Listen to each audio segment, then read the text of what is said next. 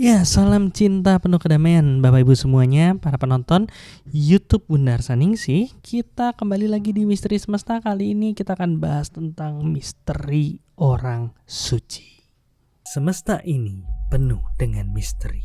Banyak yang mencoba menguak misteri, namun tak bisa karena terbatas ruang dan waktu. Saya, Trasto Mahotama dan Bunda Arsaningsih akan menguak tabir itu dan akhirnya memahami misteri semesta.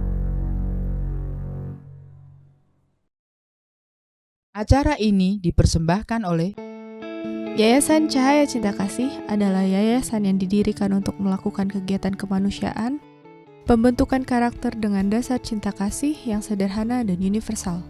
Dengan support dari donatur di seluruh Indonesia, melayani secara lahir dan batin melalui bantuan sembako, obat-obatan, penyuluhan proses olah rasa. Suksemo saking semua donatur ring Yayasan Cahaya Cinta Kasih. Sampun tiang nyaman iki melingi. It's fabulous, wonderful. I really enjoyed the meditation and also learning about karma, learning more deeper about karma and the influence it has on our lives and the things we experience in this life. I'm so grateful. Sangat-sangat powerful sekali ya.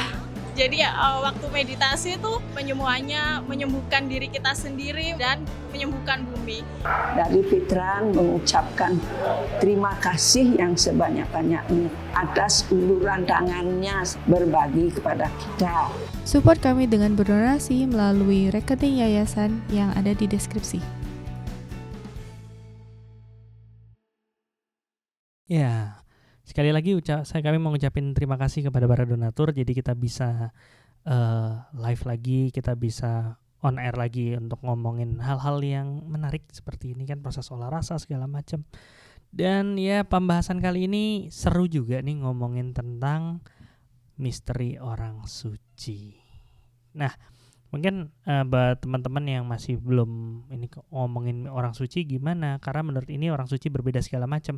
Kita nggak mengacu pada satu religi atau satu proses pemahaman tertentu, karena di sini kita ada Bunda Arsaningsih. Bunda Arsaningsih ini modern spiritualis yang paham proses pengukuran dengan energi atau soul meter gitu. Misteri soul meter udah kita bahas di episode sebelumnya, bisa ditonton kalau emang pengen tahu kayak gimana sih proses soul meter itu. Nah, gimana nih Bunda Arsaningsih nih? Apa kabar? Baik. Oke. Nah, kita udah siap nih Bunda. Kita ngobrol-ngobrol nih tentang orang suci. Wow, serem ya? Kenapa serem gitu? Kenapa pilihannya misteri orang suci? Itu pun masih menjadi misteri. Oh. Oke. Ya, sebenarnya proses kita juga ini bukan sesuatu yang maunya kita kan gitu. Jadi prosesnya mungkin Bunda bisa cerita dong. Ya kan Bunda nanya ke saya nanya balik kan. Enak aja kalau saya tinggal tanya balik kan gitu ya. Ya, rasanya minggu kemarin kita sudah bahas ya mengenai soul meter, misteri soul meter ya. Dan tentunya ya pemilihan kali ini pun berdasarkan soul meter ya. Jadi apa sih kira-kira Tuhan yang paling cocok, yang memang menurut kehendak Tuhan kita akan bahas ya. Kira-kira itu 2 hari yang lalu ya Dr. Rasto ya. Ya biasa kita selalu deket-deket podcast baru mikirin karena hari-hari lain sibuk banget ya, maafkan. Dan begitu kita dapat ternyata kehendak Tuhan lebih besar kita bahas mengenai misteri orang suci. Iya. Ya. Tapi ya itu kayak tadi dibilang kan, suci itu relatif katanya. Nggak ada yang benar nggak ada yang bisa ngebuktiin seorang tuh beneran suci. Tapi soul meter ini bisa jadi jawaban ya. Iya, karena dengan soul meter ini kita bisa mengetahui ya bahwa proses kesucian tuh menurut kebenaran Tuhan tuh yang seperti apa gitu. Oke, balik lagi ke tadi kan kita ngomongin tentang misteri orang suci ya. Tadi udah bilang kalau proses soul meter itu bisa menjadi solusi karena seperti yang kemarin dibilang, soul meter ya apa adanya. nggak bisa dibuat-buat, nggak bisa dibohongin. nggak bisa dibohongin selama dilakukan dengan tahapan-tahapan yang tepat. Iya, Oke, benar. jadi harapannya kita di sini jadi lebih apa ya, membahasnya sesuatu yang memang objektif gitu ya. Iya, makanya kan kebanyakan pembahasan mengenai orang suci itu selalu berhubungan dengan religi atau agama ya, agama yang masing-masing dianut tentu mempunyai sebutan orang suci itu sesuai dengan apa yang mereka pahami ya. Jadi kita yang akan kita bahas ini bukan masuk dalam konteks religi ya, tapi bagaimana secara universal bahwa orang suci itu yang kayak apa gitu. Jadi tentu semua orang itu ada keinginan di dalam dirinya untuk menjadi orang baik ya, orang baik. Nah, Setuju, pasti. ya kan semua ingin kelihatan baik nih. Bahkan ada yang sampai pencitraan. Itu kan Pura-pura baik gitu. itu kan demi terlihat baik kan. Ya, Sebenarnya demi terlihat baik. Dia melakukan banyak hal kan. kan kata usaha. orang kan fake it until you make it kan. Dia mau jadi orang baik belum bisa, ya udahlah jadi pura-pura baik dulu kan gitu ya. Enggak gitu ya mainnya. Enggak gitu. Nah, kalau di secara energi itu ya semua apa adanya. Nah, jadi kita melihat dari sisi energi ya Bapak Ibu ya. Nanti ada yang komplain sama saya, wah ini Bunda ngomongin suci Kak, tapi di agama saya ndak begini ndak begitu ya. Itu masing-masing lah, saya tidak menyinggung ke situ. Tapi mari kita buka wawasan kita berhubungan dengan proses menjadi orang suci ini. Toh pada dasarnya manusia itu akan mengarah pada proses kesucian. Loh. Dan saya rasa banyak orang melakukan. Ini menarik nih. Bunda ngomong manusia akan menuju ke proses penyucian. Iya. Cuman dari maksudnya saya ngelihat lah dari beberapa circle lah, beberapa orang yang saya coba lihat amatin gitu. Kebanyakan tuh nggak menuju ke proses penyucian. Yang penting mereka bisa menemukan orang yang mereka anggap suci untuk bisa mewakili mereka, ngewakilin ngedoain, ngewakilin melakukan proses misalnya apa ya, berkatin sesuatu, mewakili segala hal, sampai mungkin mewakili masuk surga mungkin, nggak tahu ya. Ya nggak bisa Oh nggak bisa ya? ya. Ya tapi pikirannya jadi kayak kebanyakan orang ya mungkin nggak semua ya, tapi ada beberapa yang malah jadi mikir ya saya banyak dosa, saya nggak mungkin bisa menuju suci. Oh sudah ada si A yang suci, ya sudahlah kita minta bantuan sama dia. Ya, kalau di tingkat masyarakat atau mungkin orang awam ya mungkin dari ranah religi karena memang peraturannya demikian ya mungkin hal itu akan terjadi dan sekarang pun masih banyak. Tapi kan sekarang kita melihat dari sisi yang berbeda ya, dalam sisi yang universal. Maksudnya Tuhan, orang suci itu yang bagaimana? Karena yang selama ini beredar itu kan maksudnya manusia, orang suci. Jadi itu suci di mata manusia. Ya kan? Karena mereka yang membuat batasan, manusia ini yang membuat peraturan-peraturan sendiri yang dikategorikan sebagai orang suci. Seperti ada yang melalui anak keturunan. Oke, jadi orang tuanya dilihat nih suci gitu kan. Berarti anak keturunannya masuk dalam orang suci juga gitu. Ya kan? Kemudian ada yang suci karena dia memang disucikan oleh sekelompok orang. Ya. Orang bisa mensucikan orang lain. Ya kan sekarang yang beredar begitu. Oh, maksudnya disepakati ya? Disepakati, kesepakatan bersama satu Kesepakatan. kelompok yang kemudian dianggap ini loh sebagai orang suci. Kan banyak itu terjadi. Ya kan? Dan kemudian ada karena kemampuan seseorang yang melebihi daripada komunitas yang lain sehingga mereka sepakat dia adalah orang suci. Itu suci karena sakti gitu. Ya, karena sakti. Ya mungkin nggak cuma ngomongin sakti ngeluarin api atau gimana, tapi mungkin dianggap lebih bijaksana, dianggap bisa menyelesaikan masalah. Lebih tetua atau seperti itu ya. Jadi dianggap oh ya udah beliau panutannya dan ya akhirnya mengacu menjadi beliau lebih suci daripada kita. Betul. Nah itu yang masuk kategori disucikan oleh manusia. Jadi manusia yang membuat kesepakatan, peraturan di mana kategori orang suci adalah yang seperti ini. Oke. Mungkin tambahan satu lagi adalah dianggap suci karena proses pelayanan yang diberikan. Oh iya benar. Seperti ya banyak ya. Tokoh-tokoh terkenal, aktivis, terus mengorbankan dirinya untuk suatu proses yang kemanusiaan, bahkan dianggap bahwa wah dia memiliki cinta kasih yang luar lebih biasa daripada ini, pasti ada proses kesucian di dalam dirinya seperti itu. Karena biasanya orang suci ya selalu berhubungan dengan cinta kasih, ya kebersihan hati dan sebagainya, sehingga ketika dia melakukan actionnya bagus dalam proses pelayanan terhadap banyak orang, itu sudah dikategorikan sebagai orang suci. Oke, berarti itu kan pendapat orang ya, sah-sah aja dong. Boleh saja, itu kan opini hasil pemikiran daripada beberapa orang ya, banyak orang ya. Atau mungkin ada satu lagi nih sebenarnya Bun. Karena orang tersebut yang dianggap suci ini mengikuti ciri-ciri dari yang ada di kitab-kitab. Bisa juga. Jadi seperti ini. Nah, tapi kalau seperti ini kan membuat satu masalah baru Bun. Masalahnya adalah identifikasi kesucian itu jadi sulit. Iya. Karena bisa jadi sesuatu itu semua hal ini kan selalu ada dualitas ya. Selalu ada si A dianggap welas asih sama kelompok A, tapi menurut kelompok B dia nggak bagus kan. Seperti itu kan pasti akan selalu ada kan.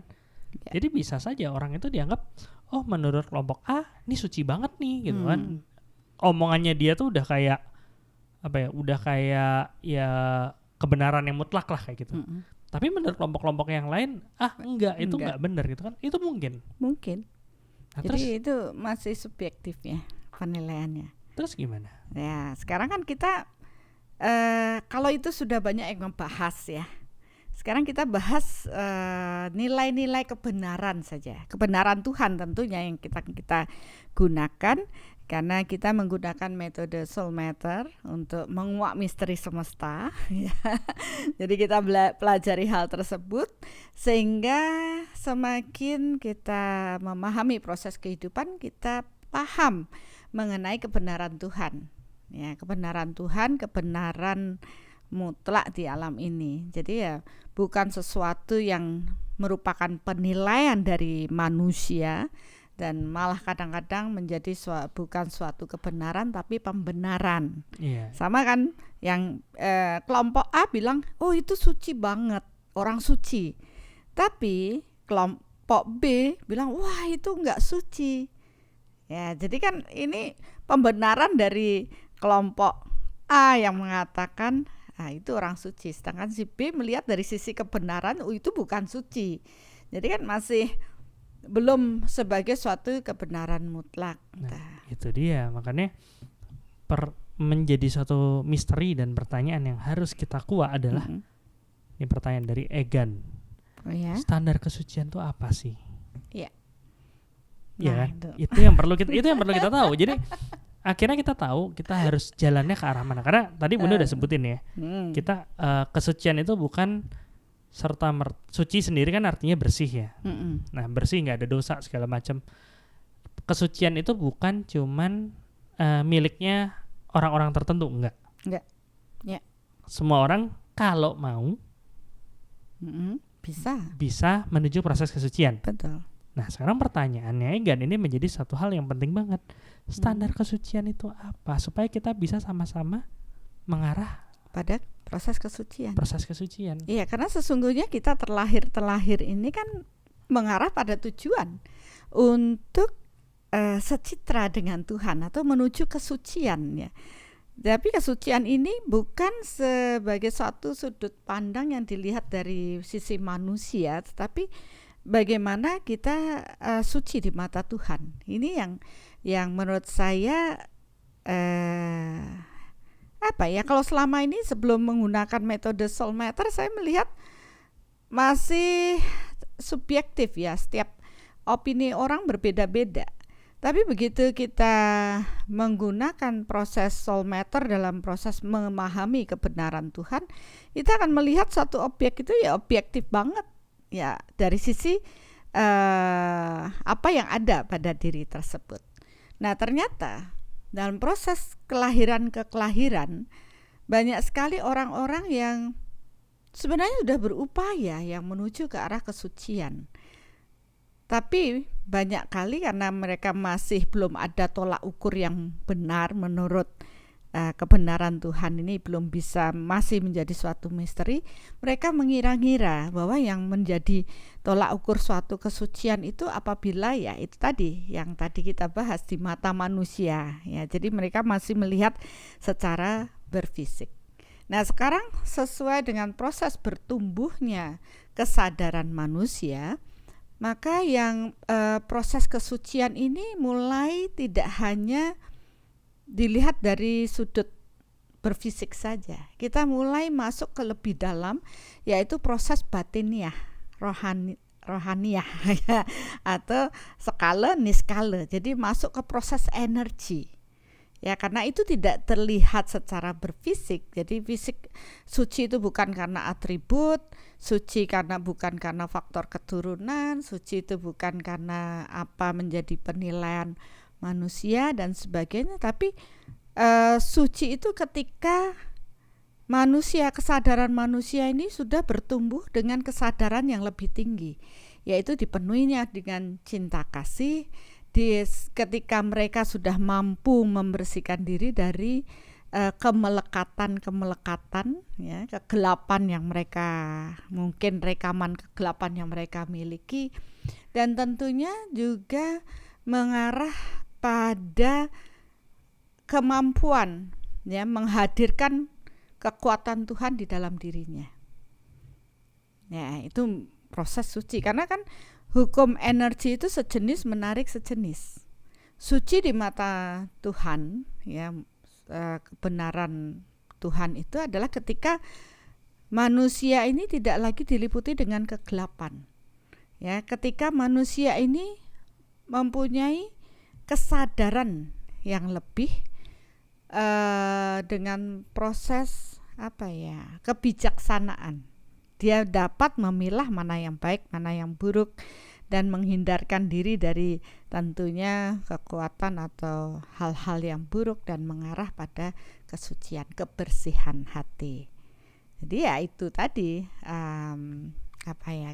kriterianya jadi seperti itu ya. Nah, cuman nih saya kan sempat dengar nih ada sahabat yang dia ngasih satu pendapat dari salah satu pemuka agama. Tapi saya nggak ngomongin masalah dia dari agama apa segala macam. Tapi dia bilangnya gini, jangankan penilai orang lain, kita itu loh nggak kenal siapa diri kita. Kita nih loh nggak kenal apa kegelapan yang ada dalam diri kita. Terlalu banyak relung-relung gelap yang ada di dalam diri ini untuk bisa dipahami. Jadi ya untuk ngomong suci itu susah banget gitu, karena untuk suci ya harus gelapnya itu ya hilang gitu. Betul. Iya, makanya kita perlu mengenal diri kita. Ya, di zaman dahulu ya kita harus mengenal kitab basah, istilah kitab teles diri kita sendiri ya. Semua rekam jejak dari proses jiwa itu ya. Itu kan terekam pada diri kelahiran kita saat ini. Makanya di 4 aspek kita sudah melihat apa yang kita bawa sebagai takdir kita di kehidupan saat ini dari past life. Begitu juga rekaman-rekaman dari karakter kita bawa dari past life. Nah, kesempatan kita terlahir saat ini adalah untuk proses mensucikan diri, membersihkan dari rekaman-rekaman gelap yang kita miliki di past life, memperhalus budi pekerti kita, ya, membersihkan hati ya, kolbu kita dari kegelapan ya, dari nafsu ya, yang akhirnya kita bisa mengarah pada proses cahaya. Karena sejatinya ya kita harus mensejeniskan diri dengan cahaya Tuhan.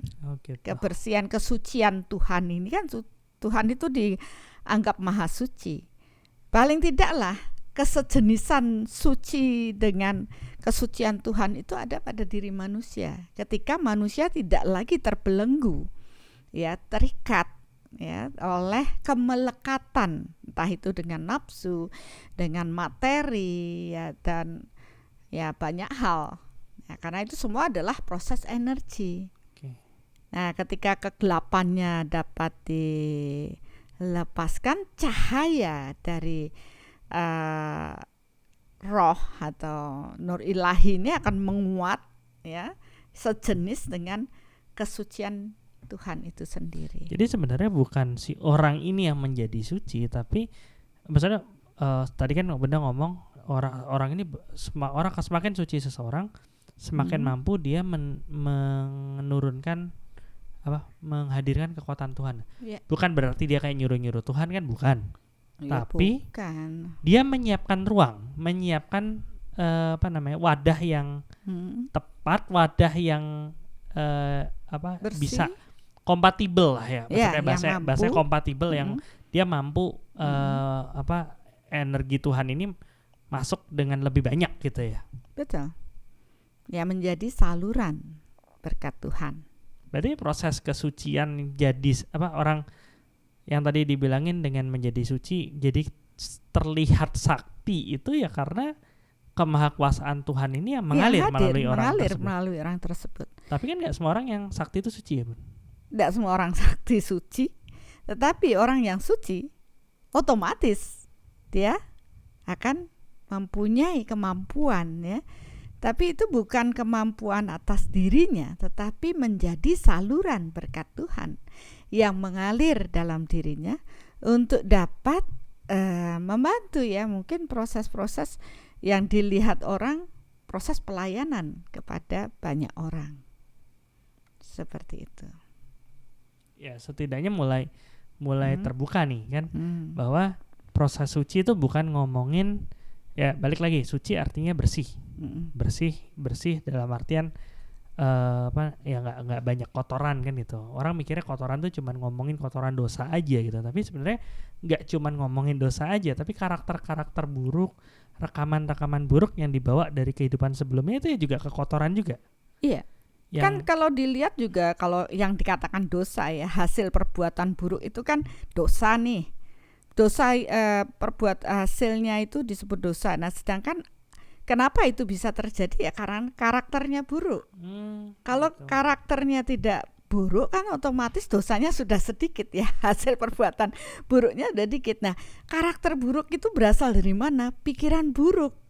Nah, karma buruk terjadi dari proses berpikir yang buruk. Nah, dari sinilah kenapa menjadi suci itu ketika orang mampu menjadi pemenang atas dirinya dari semua pikiran-pikiran buruk. Jadi dia bisa mengalahkan ego, ya, pikiran buruknya, menata dirinya, menjadi bijaksana, tahu yang salah, tahu yang benar, melakukan proses sesuai dengan kehendak Tuhan, bukan kehendak manusianya atau egonya semata. Ya, jadi di sini ya orang yang mampu mengalahkan dirinya dari nafsu, ego, dia menjadi pemenang atas dirinya, disitulah dia akan mampu mengarah pada proses kesucian, ya, karena dia akan tumbuh dengan pribadi yang lebih rendah hati, ya kan, mampu menyadari kekurangan diri, kemudian menyiapkan ruang di dalam dirinya, ya, kalbunya ini untuk kekuatan Tuhan bersemayam. Jadi kan bukan hanya sekedar berteori, tapi ini lagi kembali Dr. Hasto, banyak orang melihat orang yang suci ketika dia itu mampu berbagi ayat-ayat suci, hafal, ya, oh ini sesuai dengan begini, oh ini di buku, di kitab begini begitu. Tapi seringkali mereka hanya berteori saja, tidak mengaplikasikan apa yang mereka dapatkan dalam proses kitab atau pembelajaran spiritual ini dalam kehidupan sehari-hari. Jadi tidak selaras antara pikiran, perasaan, dan perbuatannya, gitu.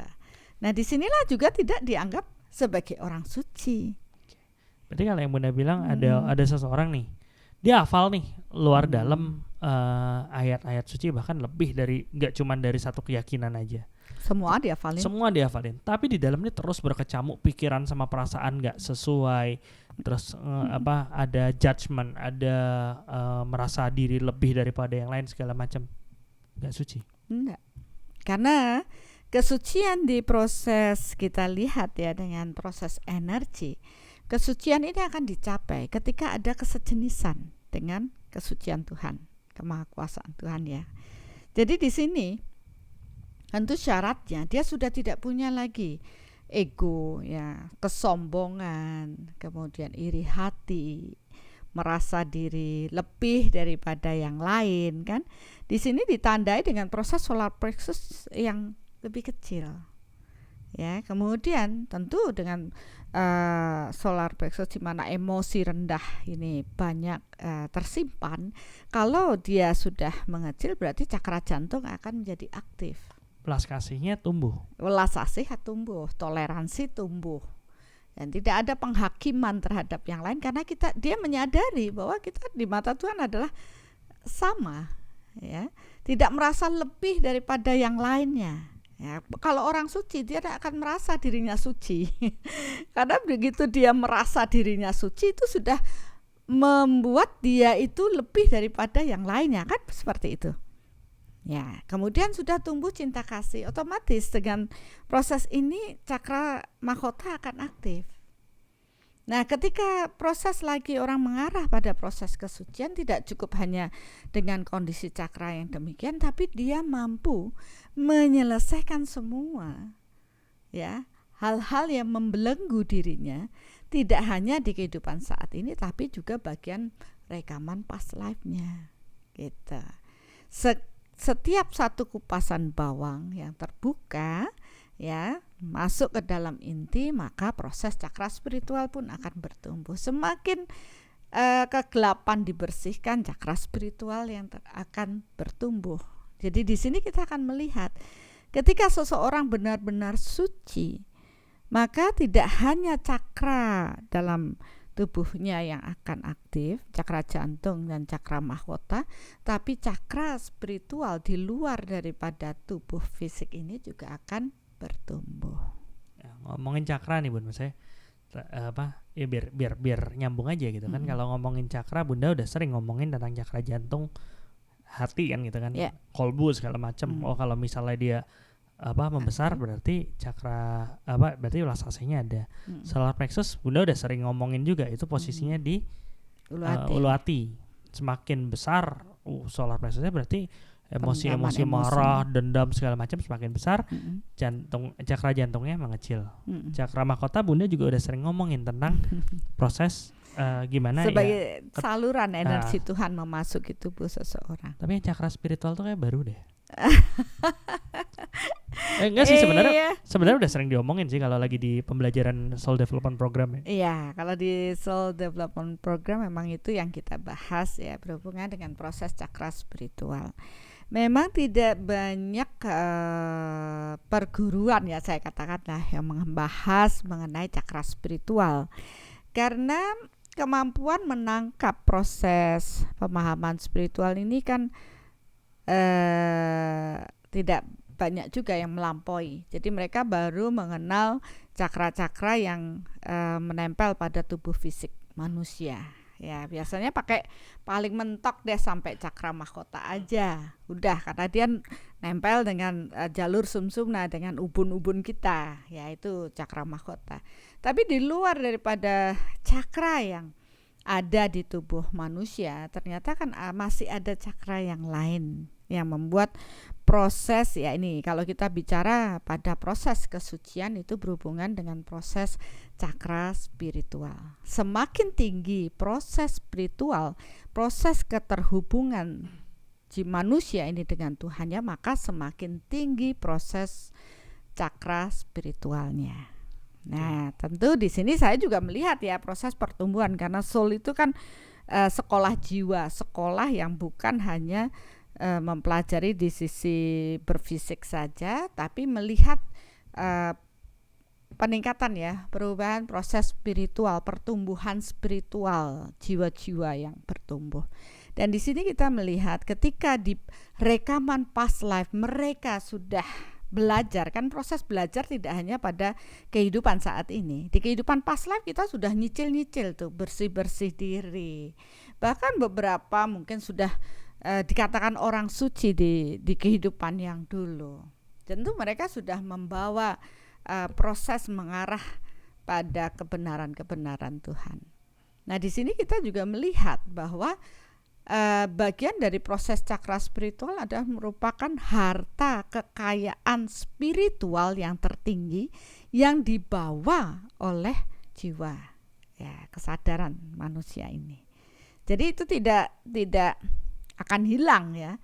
Tidak hilang, tapi kalau tidak aktif pada kelahiran berikutnya bisa. Kenapa? Karena butuh proses di kehidupan yang sekarang itu untuk kembali pada proses kesadaran di mana di past life pernah dicapai. Oke. Jadi kita dalam terlahir ini kan melanjutkan proses pembelajaran jiwa. Sekolahnya jiwa ini terus berlanjut. Nah, Bunda ngomong kayak gitu berarti kan ini ada yang nanya tadi, saya lupa lah di bawah. Berarti bayi itu terlahir nggak suci ya? Enggak. Enggak gitu. Karena memang dia lahir aja ngoek aja tuh udah bawa iya, dia sudah membawa dosa asalnya, kesalahan yang dia bawa di kehidupan sebelumnya. Iya, jadi kata orang itu baru lahir aja sudah nangis karena dia tuh lahir ini berarti tantangan untuk menjalani proses hidup lagi. Iya sih, kalau lahir begitu keluar dari lahir bisa langsung hehehe, serem juga, Bun. Oke. Terus tadi Bunda ngomong kayak oke. Terus tadi ada yang nanya juga nih. Orang suci adalah orang yang mampu berpikir, berbuat, berkata yang baik. Sesimpel itukah? Tidak. Soalnya kalau Bunda bilang, Bunda bilang iya, saya mau nanya balik. Ini kan pembelajaran SD dasar banget nih. Semua agama pasti ngajarin. Tapi kok banyak yang nggak nyampe gitu. Tapi Bunda bilang enggak ya sih nggak jadi saya nanya gitu. Ya karena tidak semudah hanya berpikir, berkata dan berbuat yang baik. Nah, itu tidak mudah gitu loh. Aplikasinya tidak semua orang bisa seperti itu. Bahkan ketika dia terlihat diam, siapa bilang orang itu tidak berpikir buruk, ya kan? Ya berpikir kan tidak ada yang tahu. Mau berpikir buruk lah, orang senyum-senyum, siapa tahu kalau dia sudah membuat rencana jahat dalam pikirannya. Nggak tahu kan, orang kan taunya yang berfisik, kelihatannya senyum, dalam hati wah pingin ngemplang misalkan, pingin tak tutuin kamu. Padahal dia cuma senyum, ya bisa aja karena tidak selaras dalam proses berkesadaran. Nah tapi kalau secara energi kita bicara, apalagi dengan metode soul matter, baru mikir buruk aja kita sudah tahu kan, dan semua sudah tercatat di alam ini. Ada tukang catat nih? Ya enggak lah, alam ini yang mencatatnya secara energi. Jadi bukan ada tukang catat yang ngintilin kita kemana-mana nyatetin ya, bukan Bapak Ibu. Jadi kadang-kadang ya pingin ketawa sendiri ya dengan apa yang dinyatakan dalam pemahaman yang turun-temurun. Ya, jadi ya kita akhirnya mengerti bahwa dari niat aja sudah tercatat, itu maksudnya. Dari niat pikiran kita aja sudah tercatat di alam ini.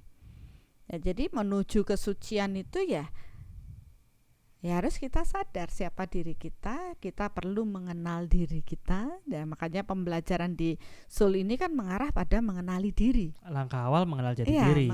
Langkah awal mengenal jati diri dengan tujuan dia tahu apa yang dia bawa dalam kehidupannya, ya. Panu-panu apa yang dibawa. Walaupun di kehidupan dulu dia jadi panutan, katanya begitu, tapi dia lahir lagi dia bawa panu, karena yang menjadi panutan itu menurut manusia kan gitu. Padahal menurut Tuhan dia banyak panunya. Nah, di sini kita tahu jati diri kita. Jadi kita tahu, oh ya saya belum bagus. Karena semua terukur dengan proses soul matter tadi. Dengan kita tahu jati diri kan akhirnya semua akan menyadari, oh saya harus mengarah pada kesucian. Dia mulai berbenah, mulai membersihkan kegelapan di dalam diri. Karena mensucikan diri itu bukan cukup hanya dengan air suci, ya pergi ke tempat suci, bukan. Tapi kesucian itu ada di dalam diri kita, di dalam batin kita, ya kan?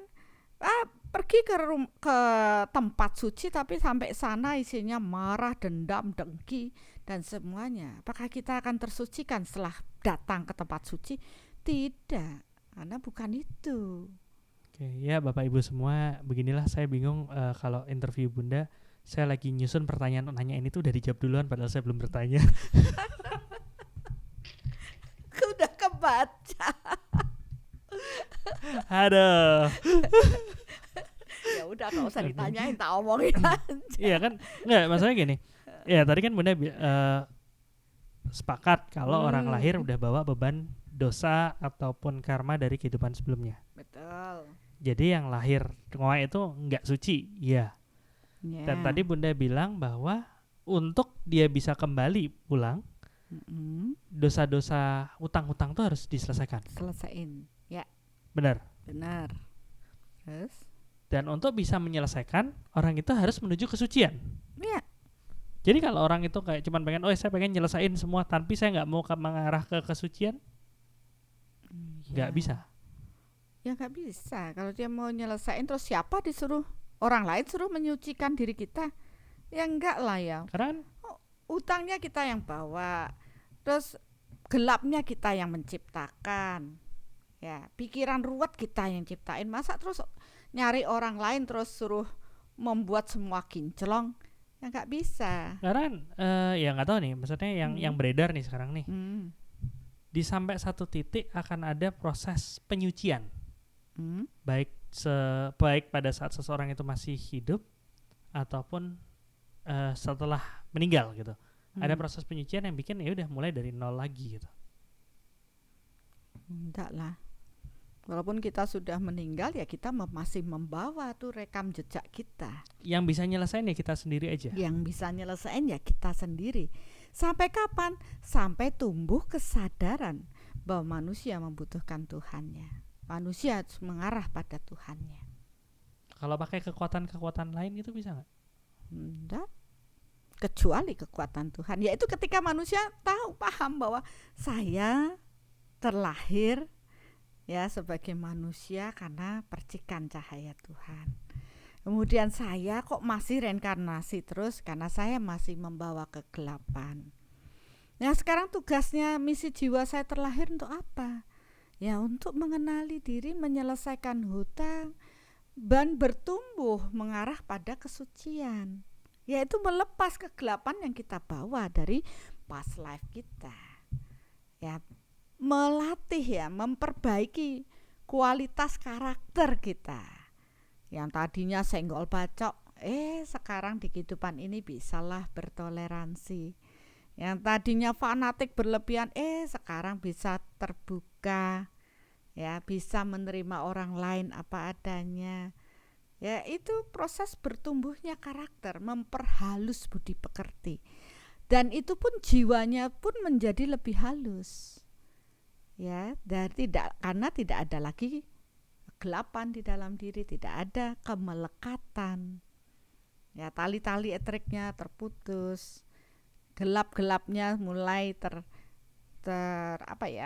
terkupas. Akhirnya cahaya Tuhan akan semakin menguat. Dan itu bisa terukur, Dr. Asto. Semua yang terlahir itu kita bisa tahu, wah ternyata hutangnya dia dalam kehidupan saat ini tinggal sedikit. Yang saya sering bilang, ini jiwa-jiwa tua yang sudah expired, yang harusnya udah nggak lahir lagi, ya sudah tidak lagi ngurusi dunia lagi, yang harus menguju pada kesucian, secitra dengan Tuhan. Ya itu semua terukur, karena ya secara energi semua terradiasi, ya meradiasi kan. Jadi kita tahu kualitas jiwa yang bagaimana yang terlahir. Ya, banyak orang dikatakan orang suci di zamannya, ternyata belum benar-benar suci. Kenapa? Karena dia masih harus lahir dengan membawa hutang yang lebih banyak. Karena apa? Karena beban disucikan oleh manusia, terus dia jadi keblinger, jadi terlena, ya. Karena merasa sudah suci. Nggak taunya lahir lagi. Untuk apa? Ya menebus dosa lagi. Itu gelapnya itu dibersihin. Harus menyelesaikan, mengarah lagi pada kesucian. Jadi itu proses naik kelas, Naik kelas. secara bertahap. Benar. Dan nggak mulai dari awal lagi ya, emang ngelanjutin dari apa yang sudah dari kehidupan sebelumnya. Iya, kita ini kan melanjutkan. Tapi kan kesempatan yang diberikan Tuhan terlahir ini apakah kita gunakan untuk benar-benar mengarah kesucian atau menumpuk ego dan kesombongan karena merasa suci. Baru merasa atau disucikan oleh manusia. Soalnya kan kalau kita kebanyakan ego jadi bego ya. Enggak juga deh, jadi ego blok. Oke. Saya nyari yang lebih halus gitu, tapi Bunda malah. Oke. Nah, kalau tadi ngomongin naik kelas nih, emang ada nih Bunda sharing salah satu teman kita yang ngomongin tentang proses gimana dia dalam proses sekarang belajar untuk naik kelas, melanjutkan pembelajaran di sebelumnya. Mungkin kita bisa tonton sama-sama.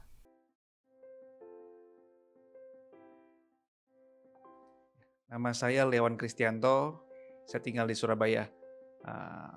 Pekerjaan swasta, pengusaha ya. Awalnya diajak oleh orang tua ya, dari keluarga ngajak, dan saya juga pengen tahu lebih dalam bagaimana sih pembelajaran di Seoul tentang spiritual, karena memang saya menyukai pelajaran spiritual seperti itu. Pelajarannya sangat berkesan ya.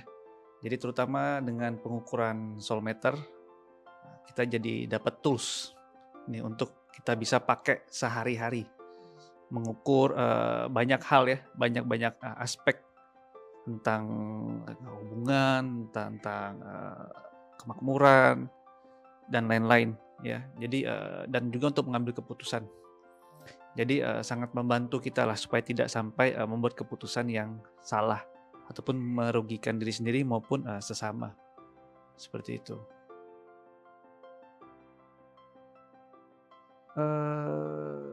Sesi pemurnian berkesan dan sesi pengukuran juga sangat berkesan juga ya, karena ternyata dengan soulmeter kita bisa tahu banyak hal yang kita yang secara otak kita tidak bisa dapatkan jawabannya, tetapi secara energi dengan dipandu dengan kekuatan Tuhan kita bisa diberikan tuntunan ya. Ini loh jawabannya, seperti itu. Tentunya kita akan praktekkan soulmeter dalam kehidupan sehari-hari ya, dalam semua aspek bisa kita terapkan. Dan juga yang paling penting sebenarnya tetap menjaga bahagia 10 itu ya, menjaga state of emotion kita, mental, kebersihan, kesehatan juga ya, fisik maupun tubuh prana juga kita jaga supaya tetap bersih, nggak terkontaminasi ya. Dan juga sebenarnya yang terpenting adalah yaitu tetap berserah dan melakukan segala sesuatunya sesuai dengan kehendak Tuhan. Teman-teman yang belum ikuti Soul ini sangat-sangat boleh dicoba ya, dan amati, pelajari, buktikan sendiri ya. Jadi jangan percaya begitu aja, tapi buktikan sendiri. Buat saya ini pelajaran yang sangat-sangat berkesan ya. Saya merasa ini sebagai lanjutan dari proses pertumbuhan spiritual saya, maupun dari kehidupan lalu maupun dari kehidupan yang sekarang ya, yang dimana ya tentu dalam perjalanan pertumbuhan spiritual kita akan terus bertumbuh dan dapat pelajaran baru ya, yang akan menuntun kita ke tahap yang lebih lanjut, seperti itu. Mari bertumbuh bersama. Soul is Solution. Ya, itu tadi sharingnya. Jadi haru sih Bunda. Jadi orang kadang-kadang kan bingung ya untuk sekarang ini dikira sekarang ini harus mulai dari nol lagi gitu.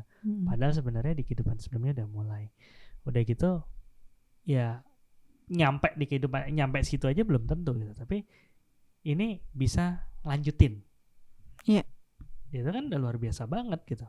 Iya, memang sebenarnya proses kita terlahir dalam kehidupan saat ini kan melanjutkan misi jiwa kita. Tapi banyak yang tidak nyadar ya. Jadi mereka mulai pikir dari nol. Padahal ya kita tinggal memahami, mengenal jati diri sehingga kita bisa melanjutkan. Karena kita tahu apa yang kita miliki, mana yang perlu diperbaiki, mana yang perlu ditingkatkan. Ya, seperti itu. Nih, nah kalau kita udah setuju nih bahwa proses manusia ini lahir untuk menyucikan dirinya. Setuju kan? Yeah. Nah, muncullah pertanyaan. Mensucikan diri ini dari mana tadi? Mensucikan diri itu apakah bisa dilakukan sendiri? Ini bisa diangkat dikit kayaknya. Apa namanya? Nah, supaya bisa kelihatan gitu. Sorry ya, nih ngomongnya bukan ke teman-teman yang di YouTube gitu. Jadi HP-nya ada yang diangkat-angkat, enggak. Ini ngomong ke teman-teman yang di sini. Jadi dari Iwayan Oka nih nanya, mensucikan diri itu apa bisa dilakukan sendiri, Bunda? Ya, ada tahapan yang bisa dilakukan oleh diri kita sendiri dan ada tahapan yang memang diperlukan dalam proses guru. Ya, jadi kan kalau proses awal ya, tentu proses identifikasi diperlukan kan. Jadi kenapa di Soul ini dibuka dulu kelas langkah awal mengenal jati diri supaya mereka tahu step-step apa yang perlu dikenali dari diri kita. Ya mungkin kalau kita awal kita tidak tahu, tentu kita butuh guru dong untuk nuntun yang lebih paham untuk menuntun apa sih yang perlu dipahami dalam diri kita. Tapi kan guru kan banyak ya, ada yang ngajarin sakti, ada yang ngajarin. Tentu kita akan mencari guru yang tepat untuk dapat memahami proses pengenalan diri. Nah, setelah paham dengan tahu kekurangannya ya, maka barulah kita dapat menyelesaikan diri kita. Dan itu pun tidak bisa sendiri. Maksudnya sendiri, dilakukan sendiri, ngeden dengan usaha kita sendiri, tidak bisa. Tapi kita perlu power yang lebih tinggi. Ya, dari seorang guru, kemudian paham dengan proses energi Tuhan, barulah dengan proses itu mereka dapat melakukan sendiri. Ya, tentu harus melakukan sendiri, nggak bisa orang lain yang melakukan. Toh yang mengenal, yang membuat hal buruk ya diri kita sendiri. Yang punya rasa tidak buruk ya diri kita sendiri. Akhirnya ya harus dari diri kita sendiri yang melakukan proses menyelesaikan hutang kita. Mensucikan diri itu ya dengan membersihkan semua pikiran-pikiran buruk yang kita ciptakan. Kemudian kita menyadari dosa-dosa apa yang sudah kita lakukan dengan proses minta maaf, memaafkan. Menyadari karakter buruk yang kita miliki dan kemudian mau mengubah ke arah yang lebih baik. Ya tentu kalau kita ada kemauan, ya nggak bisa hanya orang lain. Aduh saya mau mensucikan diri, saya cari orang, yuk saya dicucikan aja deh gitu. Terus orang lain melakukan. Nah orang lain kan nggak tahu apa yang menjadi proses terciptanya hal buruk kan dari diri kita. Ya jadi kalau jawabannya ya panjang, itu tidak hanya sekedar bisa atau tidak, kapasitasnya yang sampai di mana. Seperti tadi diselesaikan sendiri bisa kalau dia sudah menyadari, dia sudah cukup power baru bisa dilakukan. Seperti itu. Jadi kan ya itu balik lagi ke tadi sharingnya teman kita tadi Mbak, kan harus naik kelas dulu kan. Ya kalau misalnya dia kelas 1, ya dia bisa menyelesaikan sendiri masalah kelas 1. Tapi kelas 2, kelas 3 ya belum. Ada pilihan, minta bantuan sama yang powernya gede atau dia bertumbuh menuju power kelas 2. Iya. Tapi kalau terus minta bantuan, loh kok enak. Ya, tetap minta bantuan itu kan tidak bisa untuk menyelesaikan. Maksudnya Dr. Hasto. Ya walaupun dia naik kelas 1, minta bantuan ini kan hanya untuk membuat proses terhubung paham bahwa dia harus membutuhkan kekuatan Tuhan untuk menyelesaikan. Tapi yang menyelesaikan kan dia sendiri. Iya. Ya kan, minta bantuan bukan terus orang lain dah yang ngerjain, saya mau terima beres saja, ndak bisa. Harus ada kesadaran dari diri. Nah, di sini manusia itu untuk mencapai kesucian, dia harus selalu dalam kondisi berkesadaran. Sadar dengan apa yang dipikirkannya, sadar dengan apa yang dirasakan, dan sadar ketika dia melakukan aktivitasnya. Tapi kalau orang sekarang udah mulai sadar sih, Bun. Sadar kamera gitu. Kalau ada selfie. Kalau ada kamera berbuat baik kan gitu kan. Kalau nggak ada kamera ya bodo amat. Bodo amat. Tapi kalau ini kan sadar sesadar-sadarnya ya. Jadi kenapa ada istilahnya eling trimo waspodo, ini kan proses berkesadaran. Ya, dulu pembelajaran itu nancep banget buat saya, karena ya itu proses kita berkesadaran. Sekarang pun dengan ya apa tadi diberikan di Soulmeter kan membuat kita berkesadaran tuh. Ya, sadar dengan proses kehidupan kita dari 4 aspeknya. Sadar kita bertemu, oh ini saya bayar karena menerima karma buruk. Sadar kita menyelesaikan hutang-hutang karma kita. Sadar kita punya karakter buruk dan memperbaikinya. Dan itu mengarah pada proses kesucian. Sadar juga kalau pas kita lagi bocor, kita lagi marah gitu, kita sadar, oh iya lagi marah nih, nggak boleh. Sadar untuk kembali menyucikan diri. Ya, kembali pada kondisi bahagia 10 poin. Kita selalu berkesadaran di situ. Dan saya bersyukur karena melihat banyak orang yang bertumbuh, ya, mulai dengan proses berlatih kesadaran ini. Ya, saya melihat karakternya pun mulai berubah. Ya, cahaya dalam dirinya berubah, energinya pun berubah. Karena ketika kegelapan dibersihkan, cahaya Tuhan yang mampu memasuki dirinya pun akan bertambah. Ada ruang. Ini kan gelap nih. Nah, kemudian begitu gelapnya dibersihin, kan ada ruang yang untuk cahaya Tuhan masuk.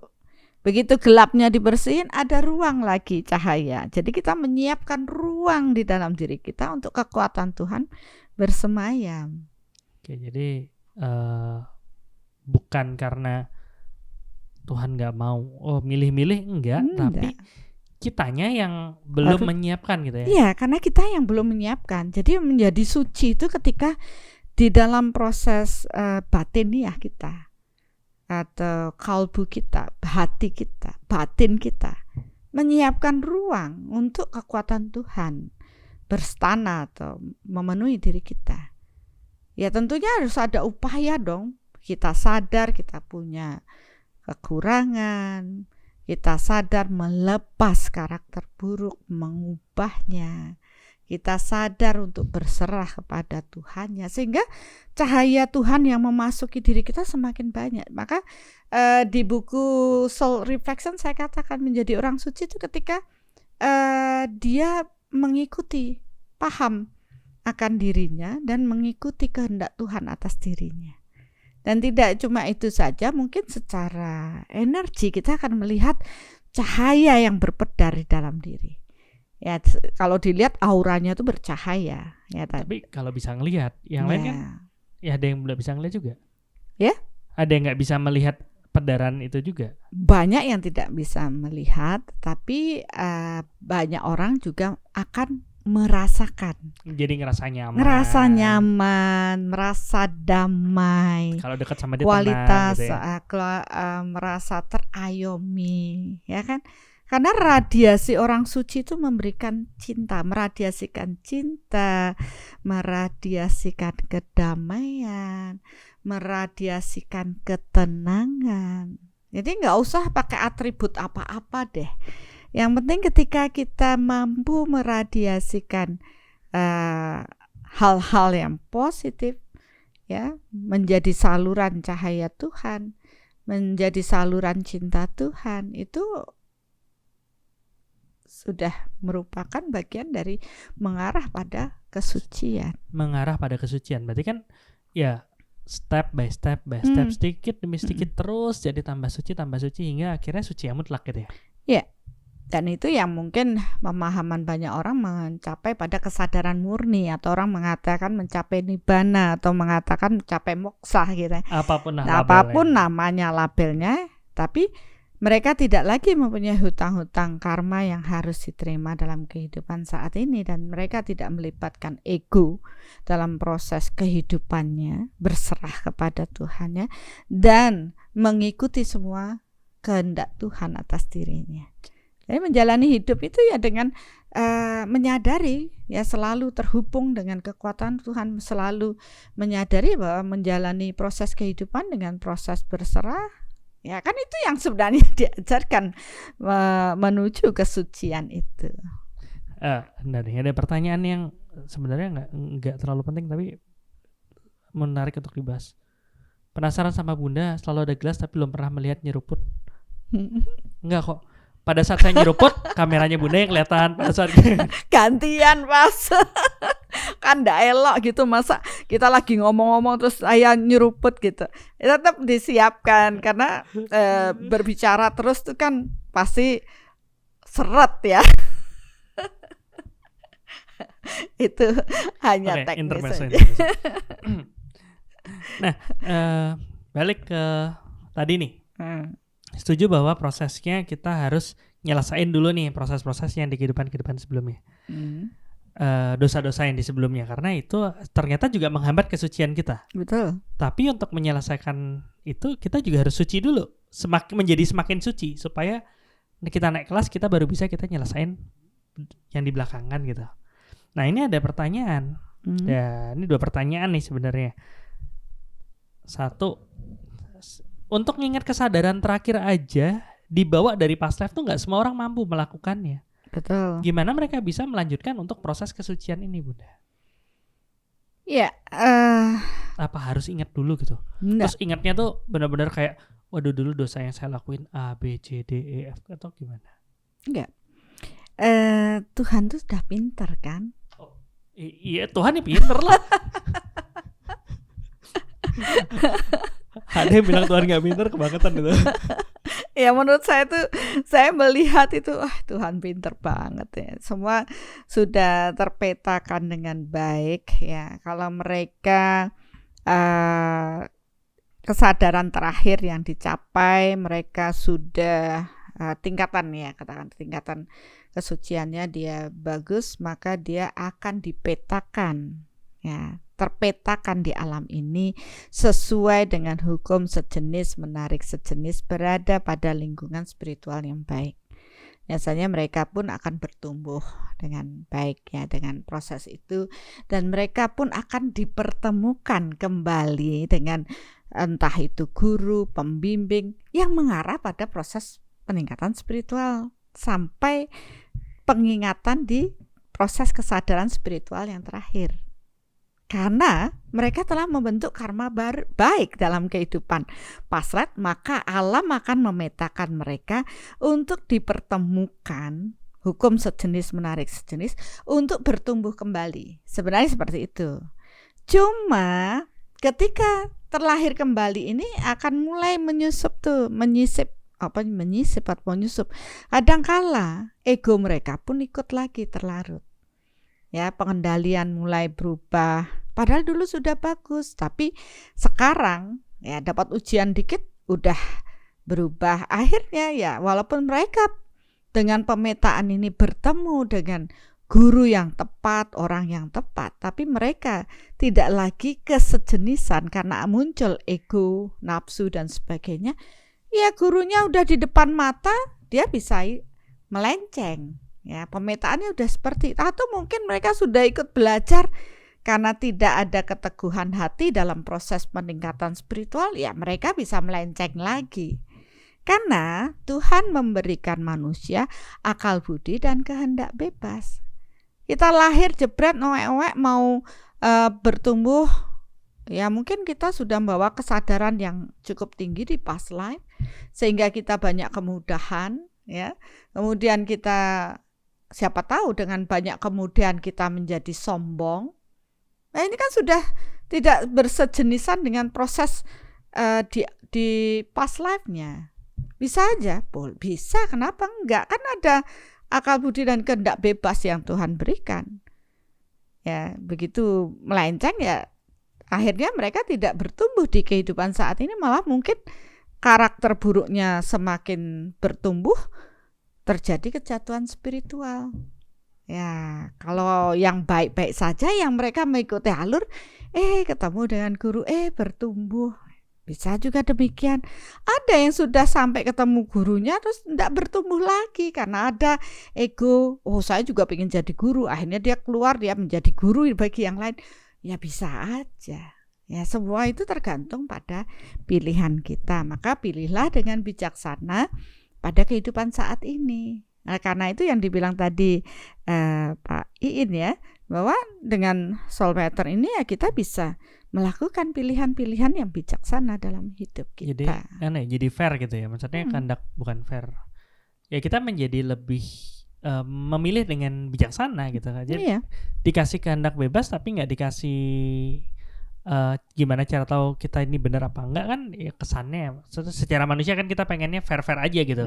Itu kan kesannya nggak fair. Tapi sebenarnya bukan nggak fairnya, tapi ya kitanya aja yang belum mau belajar kan gitu. Begitu kita mau belajar, kita dilayakkan untuk mendapat satu keadilan bahwa kita bebas memilih, tapi kita udah tahu kompasnya seperti itu. Betul. Bahkan saya pernah membaca dalam satu kitab suci bahwa yang dikatakan orang suci adalah orang yang mampu paham, ya, memahami dan secara bijaksana tahu ini salah, itu benar. Itu aja sudah mengarah pada kesucian. Jadi dia sudah bisa mengguiding dirinya, oh ini salah saya nggak mau lakukan, oh ini baik saya lakukan, jalan lagi, oh ini salah saya nggak lakukan, baik saya lakukan. Itu mengarah, ketika keputusan bijaksana kita ambil, itu akan mengarahkan kita pada kesucian. Nah, akhirnya saya juga mikir, oh iya benar Tuhan, terima kasih. Karena akhirnya metode soul meter ini kan mengarahkan kita untuk mampu tahu benar, tahu salah. Sederhana aja. Akhirnya kita tidak dengan metode ini kita bisa, oh iya jangan, kalau salah ada buruk ya jangan kita lakukan, ayo kita mengarah pada hal yang baik. Walaupun ego kita bergolak, ya, perang Broto Yudo itu di dalam batin kita, ya perangnya nggak selesai selama kita tidak penuh dengan kerendahan hati, tidak berserah pada Tuhan. Orang yang masih sombong, ego, ingin itu pasti keberserahan pada Tuhannya itu waktu bisa dipertanyakan. Ya mungkin hanya sekedar kata-kata aja, tapi dalam batinnya masih ada ini, ada itu, kemelekatan ini, kemelekatan itu. Mungkin dia berserah pada egonya ya, bukan berserah pada Tuhan. Jadi ya udahlah, terserah lah ya. Oke. Nah, ada ini udah terjawab juga tadi pertanyaannya Putu Santi. Apabila dalam kelahiran ini seorang nggak menemukan guru, apakah dimungkinkan terjadi peningkatan terhadap pencapaian cakra spiritual tertinggi di kehidupan yang lalu? Iya. Kalau tadi kan yang Bunda baru ceritain peningkatan. Peningkatan itu bisa entah dia ketemu gurunya atau mungkin dia ketemu mentornya. Maksudnya mentor bukan guru tapi mengajak untuk proses bertumbuh juga, atau ajarannya entah gimana kan itu. Nah ini mungkin nggak, kalau pertanyaan Putu Santi lebih dalam lagi nih. Kalau nggak ketemu gurunya, mungkin nggak sih dia bisa mencapai proses pencapaian dia sebelumnya? Ya, sepemahaman saya dalam proses bertumbuh ya, dan itu pun dari banyak buku yang saya baca, banyak orang, banyak guru yang saya temui. Ketika orang mau melangkah di proses spiritual, itu membutuhkan guru. Nggak bisa sendiri, karena hukum dari proses energi mengalir dari level tinggi ke level rendah. Ya, tanpa seorang guru yang membimbing, yang tentu guru yang sebenarnya, dia akan sulit untuk proses bertumbuh. Sehingga ada dikatakan ketika bertemu dengan guru adalah zaman keemasan. Ketika tidak bertemu dengan guru, itu adalah zaman kegelapan bagi jiwa tersebut. Jadi kalau kita lihat dari past life, tidak setiap kelahiran kita tuh bertemu dengan guru. Tapi ketika kita pada kelahiran itu ada kesadaran kita bertumbuh dan meniatkan diri untuk bertemu guru dan bertumbuh belajar, disitulah zaman keemasan. Karena dengan proses bertemu guru ini mereka dapat mengenali dirinya dan dapat menyelesaikan hutang-hutang. Karena ada tuntunannya. Tapi begitu tidak bertemu, biasanya egonya itu semakin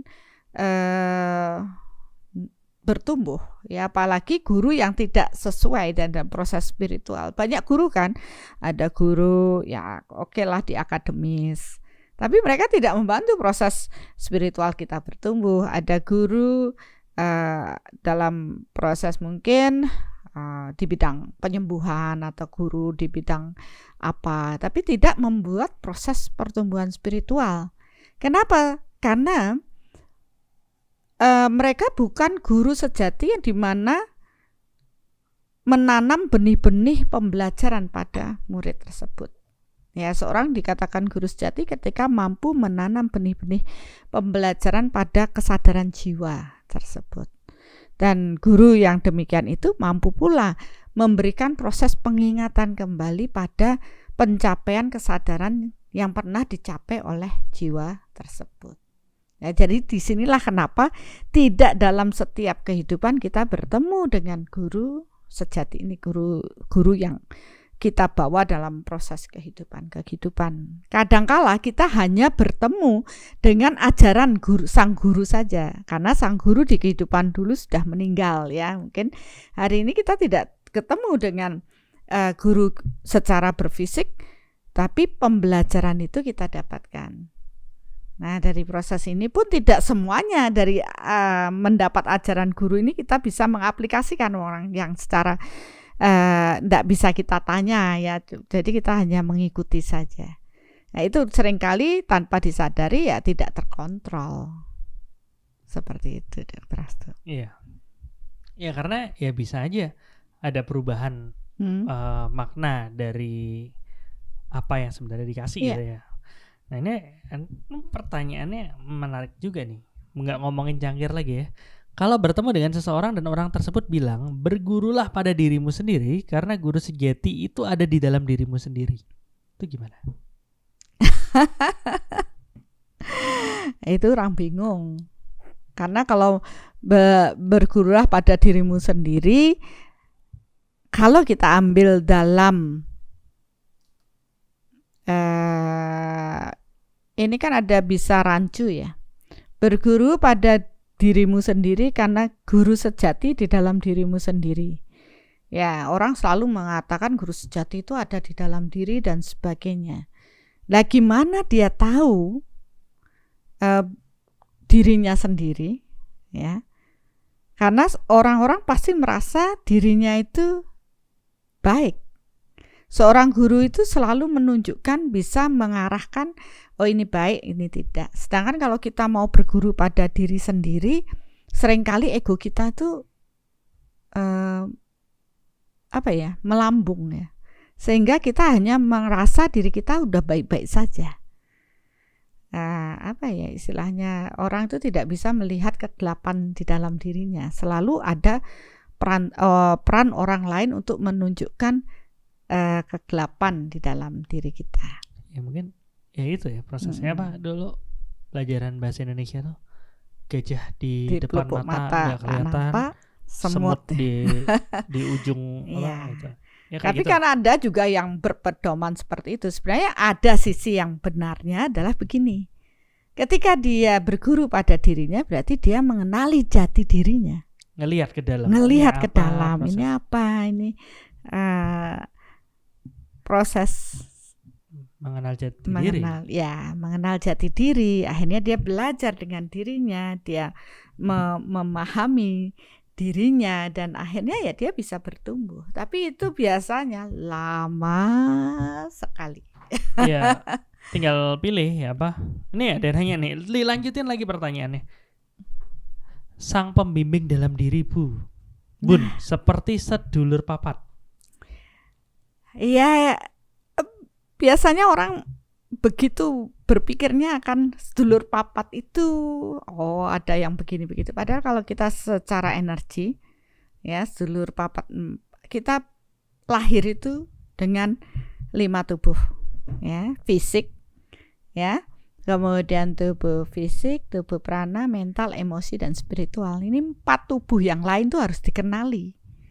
Ya, yang kalau kita berhasil mengenali 4 tubuh kita yang lain, ya itu bagian dari proses kita mengenal diri kita. Sedulur papat kita itu ya tubuh energi kita. Maka kenapa dengan proses mengenal, dengan proses energi kita lebih paham lagi hal-hal yang tidak nampak oleh mata kita, yaitu kesadaran-kesadaran kita dan juga proses mental, emosional diri kita, dan tidak cukup itu juga proses spiritual yang ada di dalam diri kita. Ya, masing-masing perguruan beda-beda, silahkan gitu ya.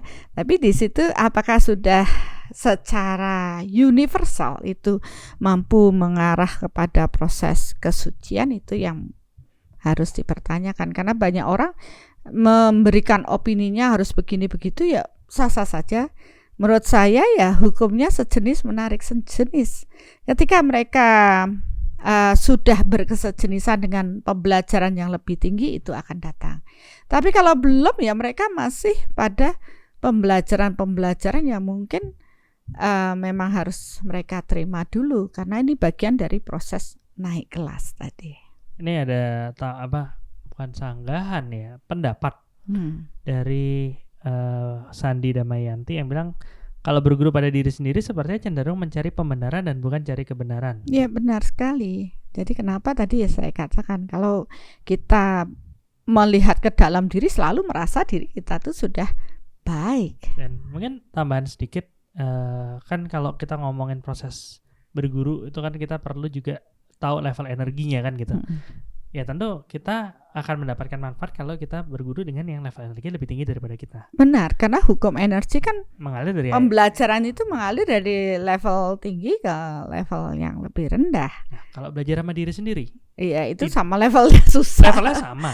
Iya. Jadinya nggak akan mendapatkan apa-apa. Iya. Kalau belajarnya sama yang lebih rendah, ya sedulur papatnya ya harusnya. Dia yang pancarnya, dia yang kuat. Dia tapi pancarnya yang kuat, tapi dia malah belajar sama yang lebih rendah, ya itu nggak nyampe-nyampe. Muter terus. Ya banyak di luar juga banyak seperti itu. Jadi ya pahami aja hukum alamnya. Kalau kita selaras dengan hukum alam ini, hukum yang diciptakan Tuhan, maka kita akan cepat mencapai proses kesetaraan yang lebih tinggi ya. Tapi kalau kita berpedoman pada yang berfisik, ya masih di situ-situ aja. Kita akan terjebak dengan banyak ritual secara berfisik, ya sudut pandang atau penilaian secara berfisik yang bukan merupakan kesejatian dari proses diri kita. Karena secara batiniah itu kan tidak bisa dilihat secara berfisik ya. Karena itu adalah proses energi. Maka untuk proses penilaian, menilai bahwa itu suci atau tidak, ya tergantung. Kalau mereka masih orientednya masih ke fisik, ya mereka akan melihat kesucian itu ketika menggunakan atribut yang disepakati sebagai orang suci, melihat bahwa sudah dilakukan ritual untuk menjadi orang suci, sudah ditandai oleh sekelompok orang sebagai orang suci, ya baru secara berfisik. Karena keturunan dari orang suci kan gitu, faktor keturunan. Tapi ketika kita melihat dari sudut pandang energi yang merupakan ya realita kebenaran, bukan pembenaran ya, kebenaran yang sesungguhnya, maka kita akan melihat oh yang ini belum dikatakan suci. Kenapa? Oh lapisannya dia masih bawa banyak kegelapan ya dalam dirinya, ya belum bisa dikatakan suci.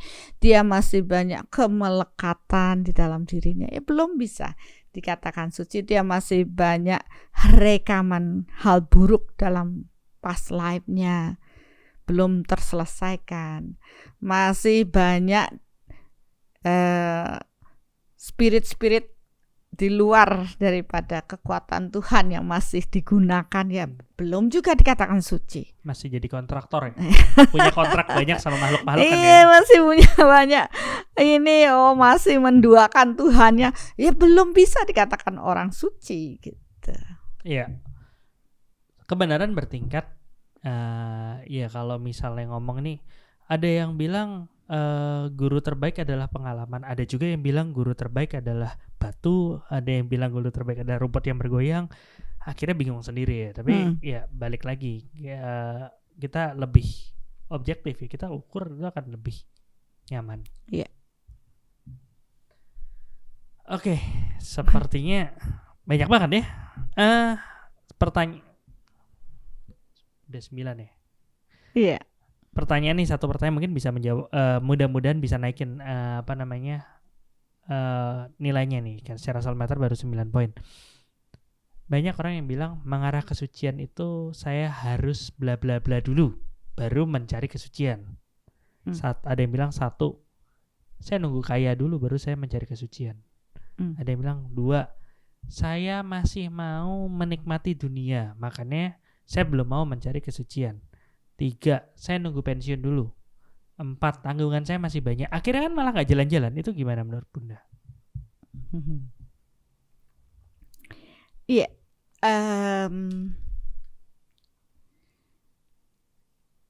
Kalau dilihat dari proses ini, ya, ketika orang itu mempunyai kesadaran untuk mencari kesucian, berarti mereka itu sudah bertumbuh di past life. Ya, jadi sudah mengalami proses pertumbuhan kesadaran di past life. Oleh karena itu di langkah awal mengenal jati diri, kita udah bagi itu menjadi kriteria kesadaran jiwa. Anak-anak kah, remaja kah, dewasa, atau jiwa tua. Lah mereka-mereka yang memang mencari proses mengarah kesucian ini berarti mereka sudah naik kelas dari jiwa anak-anak, remaja, dewasa, kemudian tua, sudah tergelitik kesadarannya untuk mengarah pada kesucian. Nah, biasanya mereka yang memang sudah jiwa yang kesadarannya bertumbuh di sini, dari kecil pun mereka sudah berlaku dengan karakter-karakter yang lebih baik, dengan kesadaran, ya istilahnya tanpa dia sadari dia pun sudah mengarah pada hal-hal kebaikan, ya. Tapi mereka-mereka yang masih pada kesadaran jiwa dewasa, yang masih sibuk dengan duniawi, yang masih sibuk dengan pencapaian-pencapaian, pasti akan mengatakan seperti yang Dr. Asto bilang, saya nanti karena belum ada kesadaran yang bertumbuh mengarah pada proses kesucian. Ya, jadi hukumnya ya sejenis menarik sejenis. Nah, menurut saya proses pensucian itu adalah suatu yang akan dicapai oleh semua jiwa manusia. Jadi bukan hanya yang dikatakan orang suci ya di past life gitu, itu saja orang suci, tidak. Tapi semua jiwa manusia yang terlahir ini akan akhirnya harus mengarah pada proses kesucian. Ya. Tapi tergantung pada usaha mereka. Apakah mereka cepat berkesadaran sehingga mereka cepat menyelesaikan misi jiwa mereka, atau mereka malas ya sehingga mereka terus terlahir dan terpuruk. Makanya di sini kita melihat ada jiwa yang pencapaian untuk jiwa yang sudah terlahir sampai ribuan kali, tapi mereka terus berada pada zona nyaman jiwa-jiwa dewasa saja. Kenapa? Karena mereka masih kemelekatan dengan proses duniawi. Ya, tapi kembali proses kesucian itu tergantung pada diri kita sendiri, bukan karena orang lain. Ya, walaupun di sekarang banyak orang disucikan atas kesepakatan. Tapi proses kesucian di mata Tuhan itu ya tergantung pada diri kita. Begitu ada kesadaran kita mau bertumbuh mengarah pada kesucian, alam ini akan memetakan dan dipertemukan dengan proses-proses pembelajaran yang akan mengarah pada kesucian itu. Ya, Tuhan kan sudah pintar, ya. Sudah dibuatkan sistemnya alam ini bekerja. Maka dikatakan ketika murid siap, guru akan datang. Pembelajaran mengenai sesuai dengan kesetaraan itu akan datang. Nah, di sini pun akan terlihat pencari-pencari jiwa-jiwa yang pencari-pencari ini pasti akan ada ketertarikan dengan memang proses ke arah kesucian ini. Dengan sendirinya mereka sesuai dengan hukum sejenis menarik sejenis di alam ini pun mereka akan dipertemukan. Nah, kembali lagi, apakah ketika proses pertemuan-pertemuan ini membuat kesadaran mereka untuk memilih ya saya akan belajar dan bertumbuh, atau ada kemelekatan lain yang mengatakan nanti ya saya masih harus melakukan yang lain, nantilah saya melakukan ini dulu nanti ya, itu kan pilihan lagi. Ya, jadi kalau kita punya berkesadaran di sana, kalau kita paham sebenarnya dengan proses kita melakukan masuk lebih dalam pada proses kesucian menjadi orang suci, berserah kepada kekuatan Tuhan, sebenarnya itu menjadi dasar untuk Bapak Ibu dapat mencapai kemakmuran, kesehatan yang lebih baik, ya. Kemakmuran yang lebih baik, hubungan yang lebih baik. Ya, jadi proses dasar spiritual ini adalah yang akan mengangkat kualitas hidup Bapak Ibu menjadi lebih baik. Harusnya ya kalau orang paham, jalankan dulu proses kesucian ini sebagai dasar proses hidup kita dengan proses berpikir baik, berbuat baik. Ya, kemudian ini akan menuntun kita dengan pilihan-pilihan yang bijaksana, tentunya mengarah pada proses kebenaran-kebenaran Tuhan. Dan disinilah kehidupan kita akan jauh lebih baik. Jadi mau baik dan tidak tergantung pada pilihan Bapak Ibu. Pilihlah bijaksana dan ingat ya, kesempatan itu tidak datang untuk dua kali. Begitu kita salah dalam mengambil keputusan, kita akan bermasalah. Nah, metode soul matter seperti yang sudah kita bahas akan menuntun Bapak Ibu untuk dapat menentukan ya, bukan hanya menentukan pilihan yang bijaksana dalam hidup kita ya, terutama menuju pada proses kebenaran Tuhan. Dan dengan proses ini pun kita akan paham mana yang suci di mata Tuhan dan mana yang suci di mata manusia. Ya, silahkan Bapak Ibu memilih dengan bijaksana. Ya, jadi lebih paham. Maksudnya semua itu pilihan dan tiap orang punya hak dan tanggung jawab untuk memilih sendiri, gitu ya Bunda? Ya mungkin ini ya untuk yang masih memilih ke arah ke arah yang tadi misalnya kayak pengen kaya dulu segala macam itu ya monggo. Ya mudah-mudahan suatu saat nanti menjadi lebih sadar. Tapi juga harus diingat untuk teman-teman yang sudah memilih dan ngelihat saudara atau keluarga yang memilih yang lain, ya kita harus sabar juga ya. Iya. Jadi di sini juga kita tidak boleh menghakimi ya, karena proses kesucian itu kan bukan suci di mata manusia ya, karena kita mengarah pada kebenaran yang sejati. Jadi kita tidak bisa memaksakan kehendak kita untuk pilihan-pilihan. Tapi kalau kita sudah sadar, eling ya, kenapa tidak memilih ya? Bahkan menurut saya ini adalah prioritas pertama saya lahir, adalah mengarah pada kesucian. Jadi ya perbaiki diri kita, mari kita mulai ya berpikir yang positif, ya, mengarah pada kebenaran-kebenaran Tuhan, sehingga sedikit demi sedikit lapisan kegelapan bisa kita kupas dan kita mengarah pada kesucian Tuhan. Iya. Hingga akhirnya kita bisa kembali pulang. Oke. Itu udah bisa masuk closing statement atau? Itu bagian dari closing juga. Bunda kayak gitu sekarang nih. Belum diminta udah ngasih closing Kan statement. sudah alurnya begitu. Oh, Kalau gitu ya. keluar sendiri mau gimana? Mau di stop ya nggak bisa. Ya sudahlah. Iya. Oke, ya mungkin itu prosesnya kita bisa pahami proses kesucian itu sendiri apa udah kejawab. Terus kenapa kesucian itu penting udah kejawab. Penting banget itu. Penting banget dan kita lahir kan untuk itu sebenarnya. Dan kenapa itu penting udah kejawab. Gimana caranya?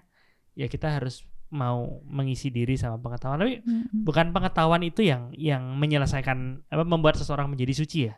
Kalau cuma tahu doang tapi tidak dilakukan. Tidak dilakukan ya enggak ya, menjadi tidak. lebih suci juga. Dan kesucian, mencapai kesucian tidak bisa dilakukan orang lain. Tapi karena upaya diri kita, ada kesadaran dari kita, oh ya saya ingin memperbaiki diri, saya tahu batasan-batasan, saya tahu memilih ya kebenaran, oh ini baik dilakukan, buruk ya jangan. Kan akhirnya kita tidak lagi membentuk banyak karma buruk dalam kehidupan ini, banyak karma baik, dan kualitas hidup kita juga menjadi lebih baik. Oke. Mungkin itu aja. Terima kasih Bunda pembahasannya sudah udah ngebuka realita lebih luas lagi tentang proses kesucian ini. Ya, dan saya ingin Bapak Ibu mempunyai kesadaran dengan proses ini. Hidup kita loh, kita harus syukuri. Ya, lahir saat ini kita harus bersyukur sekali. Apalagi Bapak Ibu sampai bertemu dengan pembelajaran ini. Ya, tidak ada yang kebetulan. Tidak ada yang kebetulan ketika Bapak Ibu buka YouTube, pelajarannya adalah ini. Berarti tanda-tandanya Bapak Ibu harus koreksi batin. Kenapa sih pembelajaran ini datang pada saya? Apa sih pesan dari Tuhan kepada diri saya? Kok sampai saya tuh dapat pelajaran ini? Karena sekian banyak berapa manusia, tapi tidak semua akan sampai pada pembelajaran ini. Ya, ingat yang saya katakan bahwa kesejenisan ini yang membuat kita sampai pada pembelajaran kita hari ini. Kalau Bapak Ibu sampai nonton ini, apalagi sampai akhir nih. Apalagi sampai akhir. Kan mungkin ada juga yang nonton cuma bentar lewat. Ya kalau sudah sampai akhir berarti koreksi ke dalam. Kenapa ya saya dapat ini? Berarti ada kesejenisan dalam diri saya. Apa ya rencana Tuhan atas diri saya? Atau saya yang memang harus mengikuti kehendak Tuhan dalam proses diri saya menjadi lebih baik? Ya silahkan melakukan perenungan hingga akhirnya ketemu kliknya. Oh iya Tuhan terima kasih. Nah sekarang giliran dong. Yang ini agak panjang nih. Saya bingung mau nyingkat nggak bisa-bisa. Ya tapi itu penting loh. Ya itu. Udah mungkin bisa dibantu contekannya karena panjang dan baru bikin nih. Oke. Dihormati, dipandang mewakili Sang Maha Suci, sering dengan atribut yang katanya juga suci. Atribut sih gampang. Kotor tinggal dicuci, hati yang kotor gak mudah dilucuti. Banyak dikejar sampai perlu cuti. Status ingin digapai, disahkan dipandang suci. Dibalut, dipampang, dipajang bagai lambang, rebranding, rebonding, ganti nama, ganti tampang. Di buku sudah diberikan kunci-kunci, gimana caranya jadi lebih suci. Sampai kapan atribut jadi kunci? Kan jadinya gampang kalau mau ngaku-ngaku suci. Gelar bukan tikar, tak perlu digelar. Lihat dalam diri, apa sih sebenarnya yang belum kelar? Semakin dipoles, wadahnya semakin melar agar sang sumber merasuk, kita jadi cetar. Jangan gentar atau cetar cuman sebentar. Saat merasa lebih pintar, roda langsung berputar, cahaya meredup tak lagi cetar. Agar terus bercahaya, hati ditatar. Satu persatu gelap dienyahkan, ego-ego perlahan dilemahkan. Jangan tergiur tawaran diemaskan, segala label jangan dicemaskan. Yang major belum tentu berarti mutlak, yang indie bukan salah telak. Yang penting tata hati hingga kelak menuju kesucian yang mutlak. Sorry Luar panjang. biasa. Tapi itu merangkum semuanya. Jadi mudah-mudahan dengan apa yang kita sharingkan ya, Dr. Hasto membuat proses menggelitik lah paling enggak untuk Bapak Ibu mulai berpikir ke dalam diri, mengamati diri kita, dan jangan lupa mensyukuri proses kehidupan kita. Mengisi hidup kita dengan lebih dalam, tidak hanya sekedar menyelesaikan atau menjalani hidup saja, tapi gunakan kesempatan saat ini mengarah pada kesucian. Tidak perlu suci di mata manusia, paling tidak ayolah berbenah agar kita menjadi suci di mata Tuhan. Dan gimana pun semuanya adalah proses bertumbuh. Betul. Dan mari bertumbuh bersama.